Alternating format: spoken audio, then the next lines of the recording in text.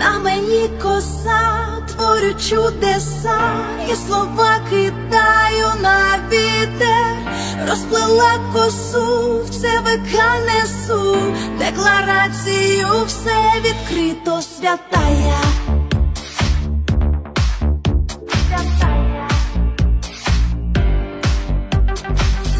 Я така, як всі, україночка, від Луї Вітон в мене сумочка. Маю я дома та гектари землі, на рахунках лежать мільйони мої. Та моя сім'я теж не бідна я, на процентах всі і откатах. Заробляла сю і гребла прия, і все є, але по бумагах босая. Здав декларацію,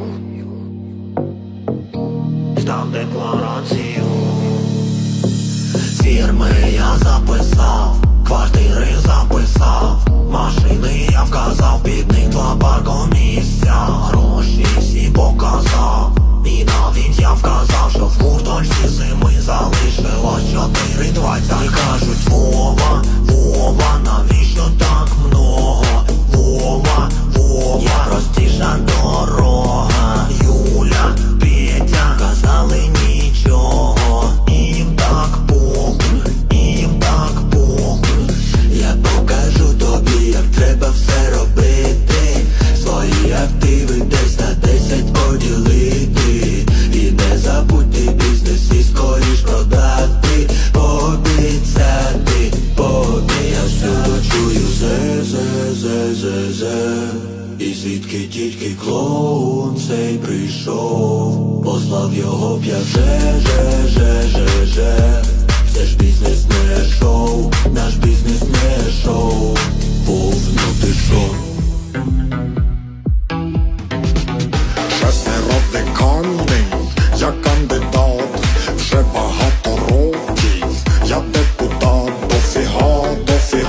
дофіга, чого в мене є. Да. Є у мене вилла, і є айфон, ще є караоке, і мікрофон. Навіть є велотренажер.